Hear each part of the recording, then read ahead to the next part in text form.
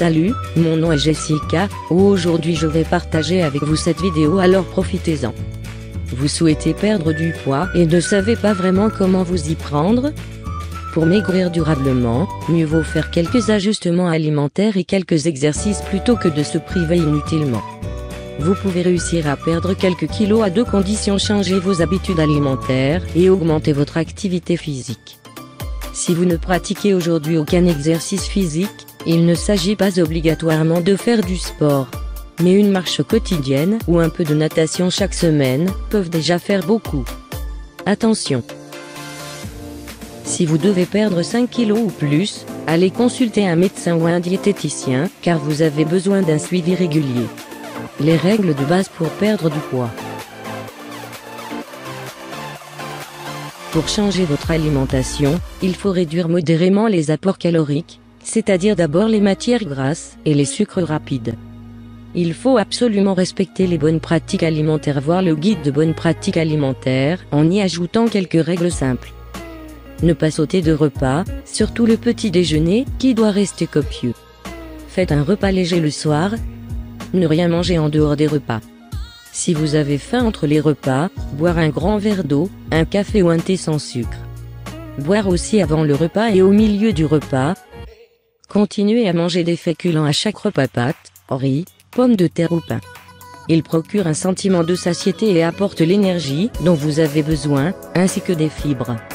En revanche, tout ce qui les accompagne est à limiter. Sauce grasse, beurre, fromage, crème fraîche, etc.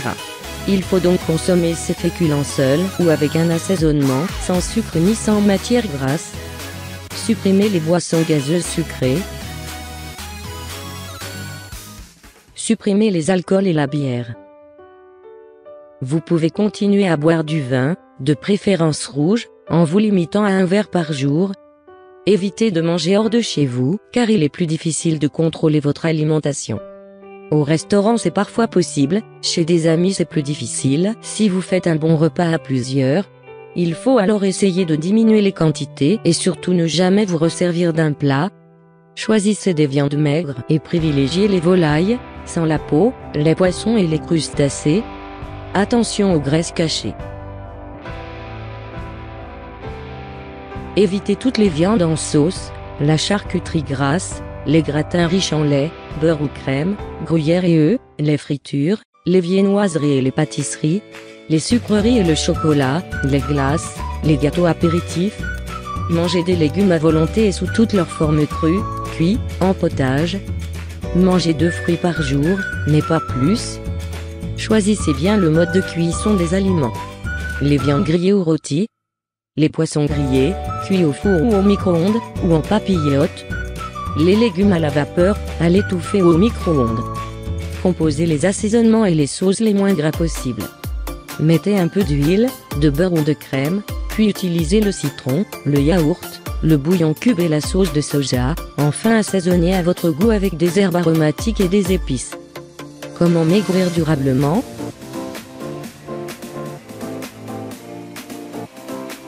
Pour perdre du poids, il faut s'appuyer sur quelques principes solides. Se donner du temps, au minimum 1 mois, pour perdre 2 à 3 kilos. Prévenir les fringales et la fatigue. Bien se tenir aux règles fixées au départ. Éviter les carences en vitamines et minéraux. Ne pas utiliser de médicaments ou d'aliments spéciaux pour régime. Garder un maximum de plaisir à manger. Pour mincir, de la détermination avant tout. Tout en respectant ces règles nutritionnelles. Pour perdre du poids, il est bon de savoir choisir les aliments les moins énergétiques. Il est donc utile de connaître en gros la valeur nutritionnelle de quelques aliments courants. Il vous reste à être déterminé et à ne pas céder à toutes les tentations. La première semaine est souvent difficile, mais le premier kilo perdu est encourageant.